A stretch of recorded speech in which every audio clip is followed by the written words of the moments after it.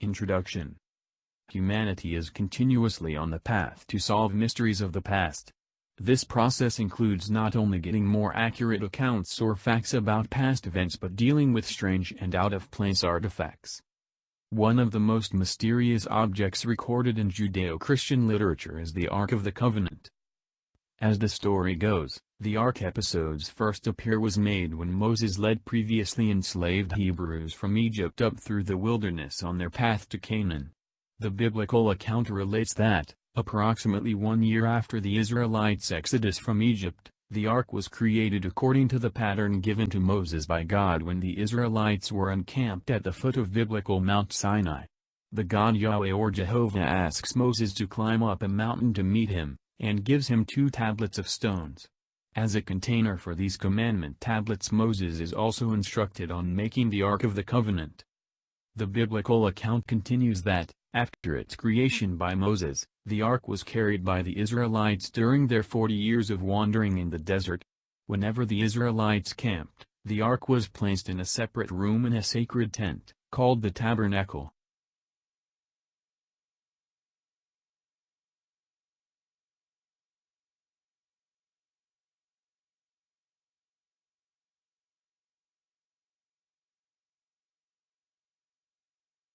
Context. When analyzing something of high mystery and complexity, it is necessary to establish a layer of context through which one can get a better view of what they are looking at. 1.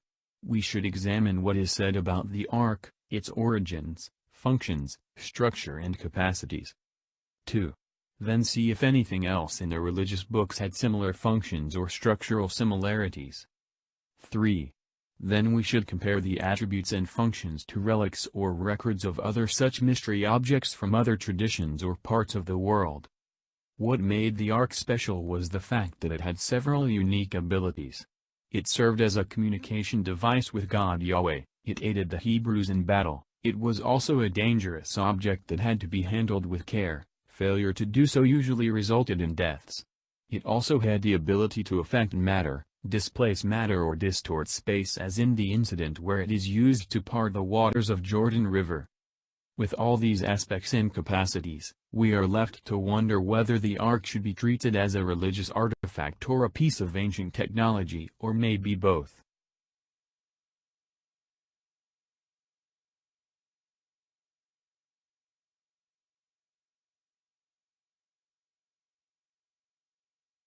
The basic facts. The gold-plated acacia wood chest was carried by its staves and always hidden and carefully concealed under a large veil made of skins and blue cloth. It was kept in the Temple of Solomon in Jerusalem until the city was sacked by the Babylonians in 597 BC. Whether it was destroyed, stolen, moved, or remained hidden after Babylonian forces conquered the city and leveled the temple in 587 BCE is not known. There are 4 basic facts to consider in this story. 1. The Ark contained the 2 stone tablets of the 10 Commandments. According to various texts within the Hebrew Bible, it also contained Aaron's rod and a pot of manna. 2. God was said to have spoken with Moses from between the 2 cherubim on the Ark's cover. God. 3. It contained golden pot of manna, staff of Aaron, 10 Commandment tablets. 4. Was a dangerous object. What is an Ark? Defining the word Ark. Before even trying to understand the mysteries of the Ark, we need to know what the word Ark means. The words arc, arch and arc are all connected. In geometry, an arc is a curved line connecting 2 points, generally part of the circumference of a circle. An electric arc is an electrical discharge between 2 electrodes. An arch on the other hand is a curved symmetrical structure spanning an opening, a bridge between 2 points, and a doorway.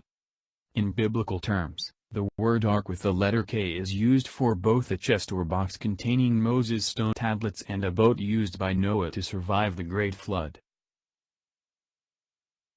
Components. Form. The ark was 3 feet 9 inches long and 2 3 high and wide, hung and carried on poles, golden box with wooden box inside, and another golden box inside the wooded box, containing 10 Commandment stones and Aaron's staff. It was made of acacia wood and covered in gold. Its lid or the mercy seat has two cherubim facing each other on two sides. Their outspread wings over the top of the ark formed the throne of God, while the ark itself was his footstool. Ark box. The ark was encased in silver and gold to create a radiation shield. Handling it needed care, and the ark box was needed not only radiation containment but also energy multiplication. In Egyptian tradition, arks carried by two staves on shoulders of bearers usually were shown as boxes and boats, funny connector between the Ark of Moses and Ark of Noah, usually shown with winged beings on top. Some have suggested that it was originally in the Great Pyramid, housed in the granite sarcophagus inside the king's chamber where it fits perfectly. In Sanskrit, ark or arka means heat or lightning flash. This connection to heat or light as an arc welding is also connected to the word pyramid meaning fire in the middle.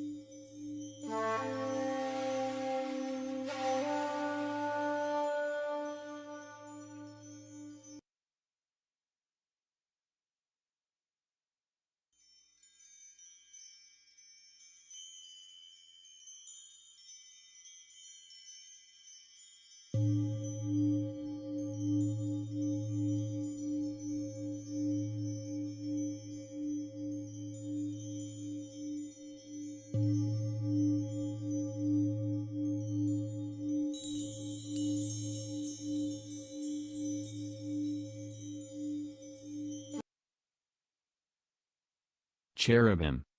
One of the most intriguing aspects of the ark are the cherubs at the two ends of the ark's cover with wings spread above. Cherubim are usually depicted as winged beings next to a throne.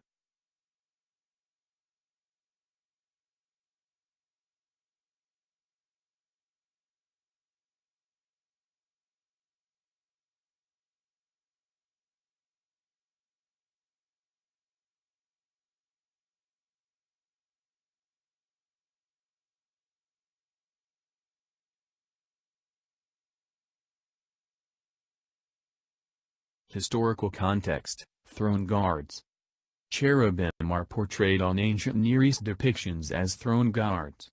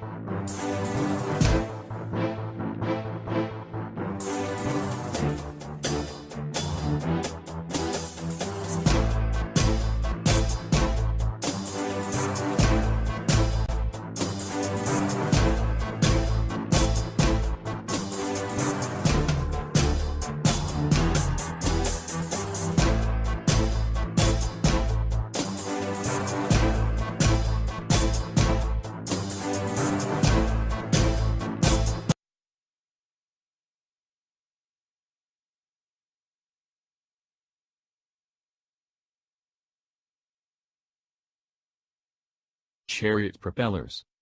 In the Bible, cherubim are said to haul God's chariot, and God is described in the book of Psalms, Samuel and Ezekiel as riding on cherubs.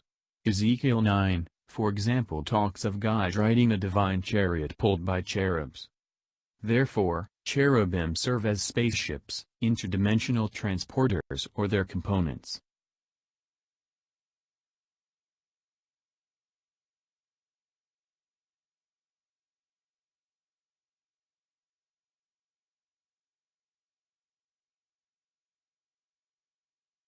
Portal guardians, Garden of Eden cherubs. One example of the use of the cherubim is in the story of the Garden of Eden. After Adam and Eve eat of the fruit of the tree of knowledge of good and evil, God puts two cherubim to guard against access to the tree of life, lest they eat of it and become like gods. In my recent research and video on the identity of the Tree of Life in religion and myths, I showed that the Tree of Life symbolized the process or mechanism to access the different worlds, realms or dimensions of existence. One way this was achieved physically was using interdimensional portals and stargates, either natural or man-made. Therefore, the two cherubim guiding the Tree of Life interdimensional stargates were keys or a mechanism to close or open the stargates. The idea of cherubs and flaming sword guarding the tree in the garden after the fall implies that the garden existed at a higher dimension. The tree was a portal to higher and lower dimensions and locations. The cherubim was the key to lock or unlock the portal or stargate, sealed after the fall. Being expelled from the garden meant being thrown to lower densities or realms of existence.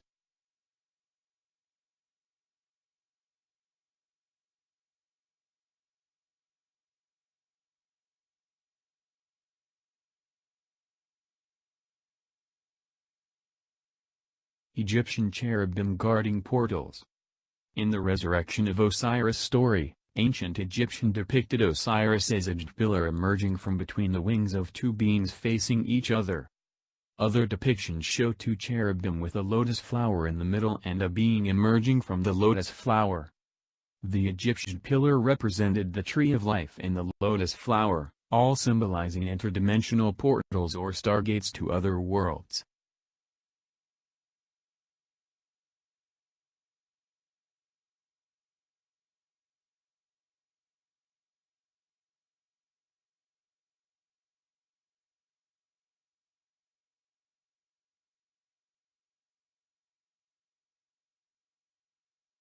Crystal tablets. The so-called stone tablets were not real pieces of rocks but something else like crystal material like blue sapphire. In Hebrew they are called Lukat Habirat, which literally means, cubes of the covenant, rather than tablets.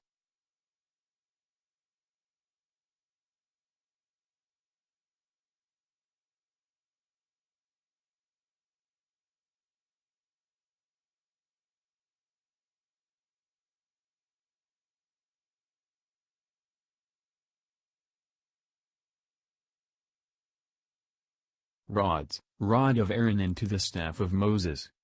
The rods of both Moses and Aaron were endowed with miraculous power during the plagues of Egypt. God Yahweh commanded Moses to raise his rod over the Red Sea when it was to be parted and in prayer over Israel in battle. Moses brings forth water from a stone using his rod. One dramatic scene involving the use of the rod, also curiously called the rod of God, is when Moses has an encounter with Pharaoh's priest, and they both have rods that turn into serpent. Aaron's rod swallows the Egyptian priest's rod in a duel. Beyond this being an incident of magic, this was probably a contest or fight using advanced Star Wars technology like laser or some form of plasmic energy discharge appearing to the lay audience like serpents. Moses also uses the rod or staff to blast open a rock and bring forth water. The idea of striking or pointing the rod on rock to produce water meant the use of some king of exotic energy to bore through rock and bring water. Interesting enough, according to the story, Moses is said to have upset God when he misused the rod by striking the rock rather just pointing it. Could this be because Moses was damaging this technological device by hitting the rock rather just using some kind of touch switch or activation? Moses' epic Star Wars technology and aliens Ark of the Covenant. 1. Moses goes into the pyramid and uses the alien device to talk to Yahweh. The burning bush might have been the technological device, glowing crystal light technology, rather literary burning in flames. 3. Moses steals the devices from the pyramid and takes off. 4. Moses then uses this technology, or the alien device component called the rod or staff, to part the waters. Crystal tablets container. The Ark appears to be a piece of equipment with several functioning components, and fully assembled it had many functions. However, these components also worked independently. 1. The tablets were probably the central technological chip. 2. The Ark box housed the tablets but also needed a larger container like a temple designed to unique specifications and geometry or a pyramid. 3. The rod or scepter was also part of this system or equipment, either capable of working independently or being remote controlled or charged by the ark.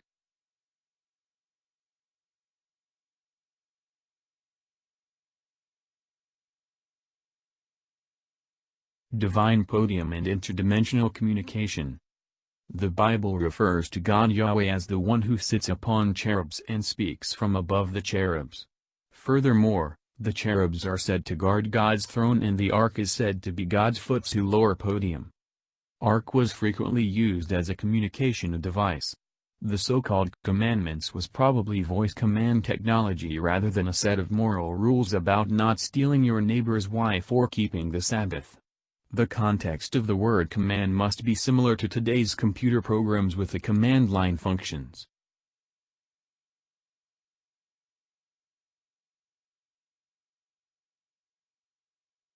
Spatial manipulation.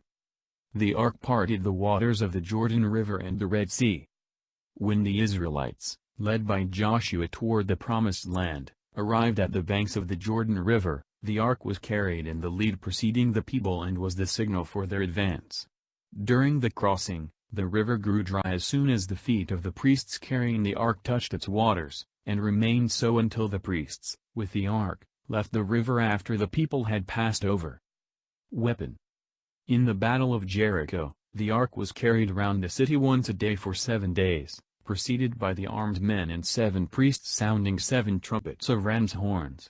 On the 7th day, the 7 priests sounding the 7 trumpets of ram's horns before the ark compassed the city 7 times and, with a great shout, Jericho's wall fell flat and the people took the city. The ark was carried into the battle, such as in Midian war. The Israelites would rally and vanquish their foes when the ark was brought to sites of battle.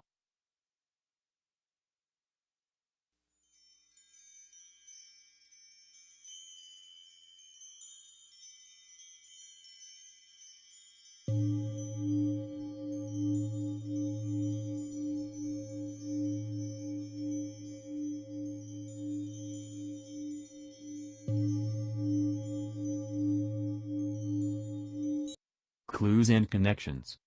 Mount Sinai. It is difficult to understand the Ark story without looking at the context from which it all began, precisely the story of Moses and the stone tablets.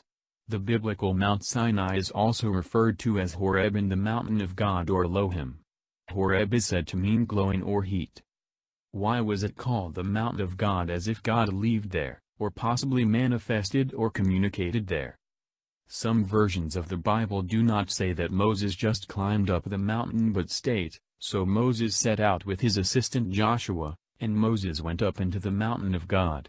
To show that this is not an isolated error, the same concept of going into the mountain is repeated in Exodus 19, warning people not to touch or go into the mountain.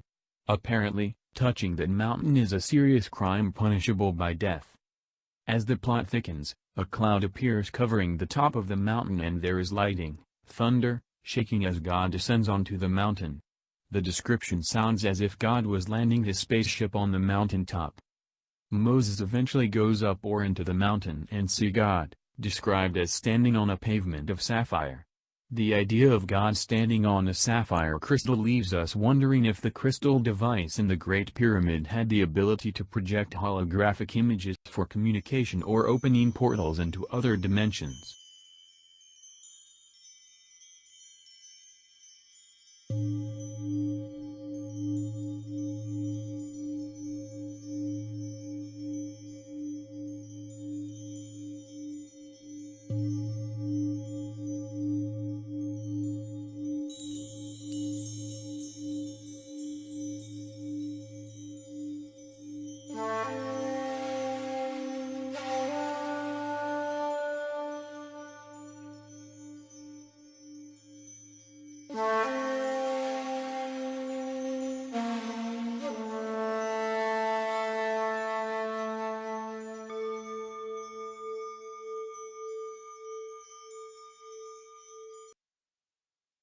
Ark geometry and Stargate connections.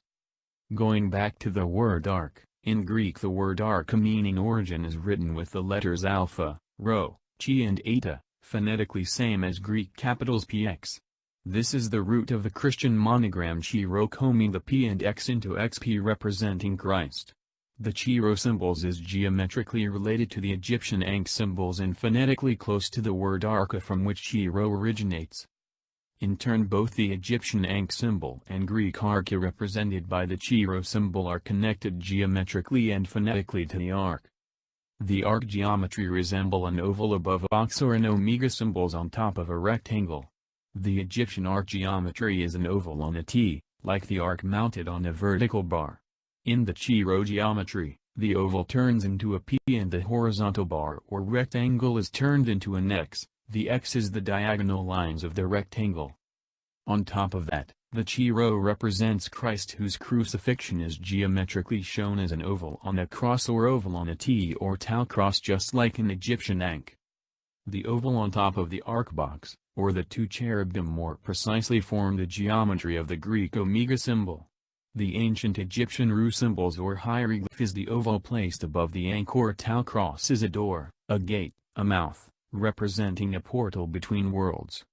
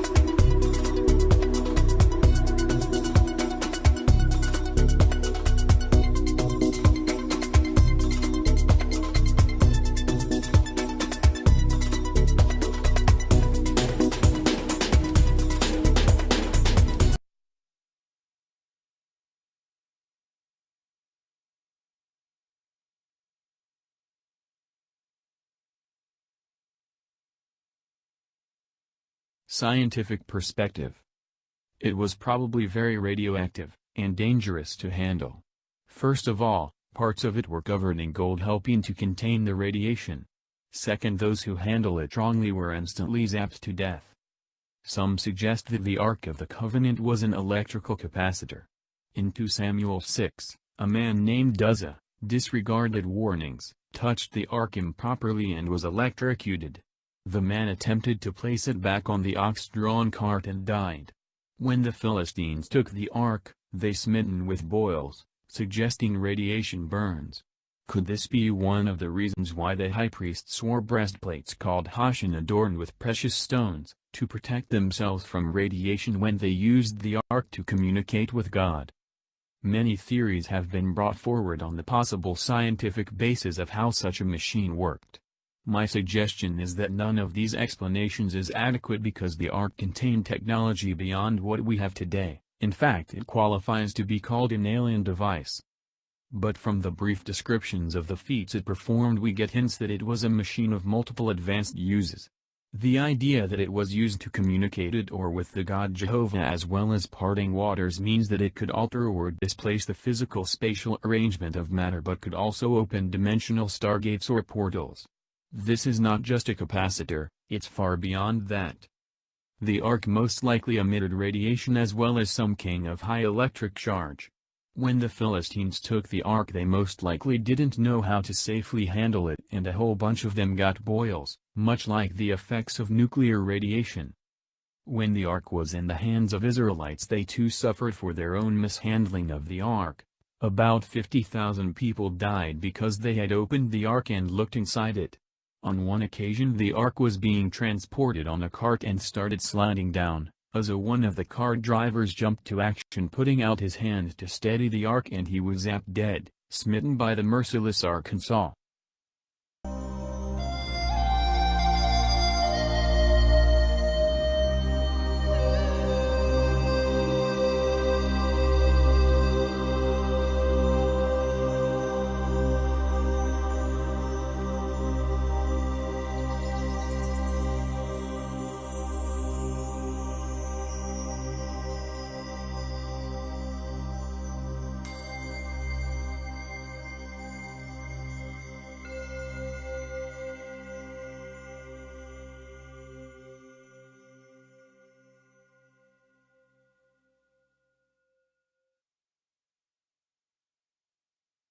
Crystal tablets.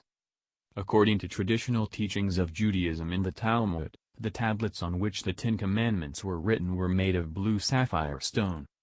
I contend that the tablets were some kind of exotic crystals and the commandments could have gone beyond being simply some engraved set of rules but voice-activated technology. These crystals could be connected to the Egyptian Benben stone or Omphalos stones of the ancient world with capacities of time-space manipulation or opening interdimensional portals, exotic crystal technology. We are talking here something far beyond our capacity today, simply alien or Atlantean. And it was not just the crystal tablets in the ark box, but also the rods used by Moses and Aaron. On top of that the high priests who used the ark to communicate with God had to put breastplates called hashin containing some crystal stones including what they called Urim and Thummim understood to have been used for divination. The Urim and Thummim is similar to the tablets of destiny in Assyrian and Babylonian literature. The perspective that the ark was a piece of advanced technology solves a lot of problems, but it also brings new questions. If the ark was a piece of advanced technology for interdimensional communication or travel, where did it come from? Did the biblical God Yahweh give it to Moses? Or was it made by Moses? Was it an advanced piece of technology from ancient pre-dynastic Egypt? Or surviving advanced technology from Atlantis? Did Moses steal it from the Egyptians? If so, why did the Egyptian abandon such an advanced piece of technology? If Moses was Pharaoh Akhenaten or connected to Pharaoh Akhenaten, was the ark a piece of alien technology used by Akhenaten to communicate with a deity called Aten?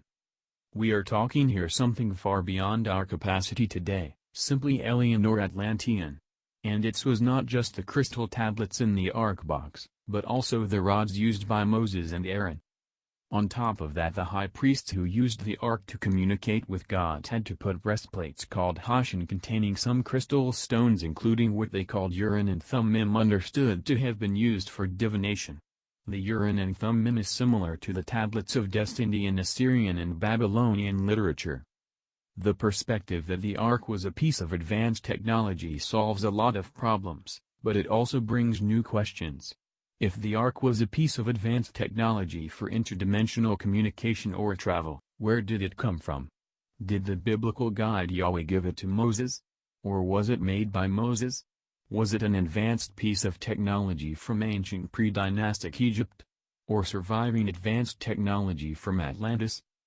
Did Moses steal it from the Egyptians? If so, why did the Egyptian abandon such an advanced piece of technology? If Moses was Pharaoh Akhenaten or connected to Pharaoh Akhenaten, was the Ark a piece of alien technology used by Akhenaten to communicate with a deity called Aten?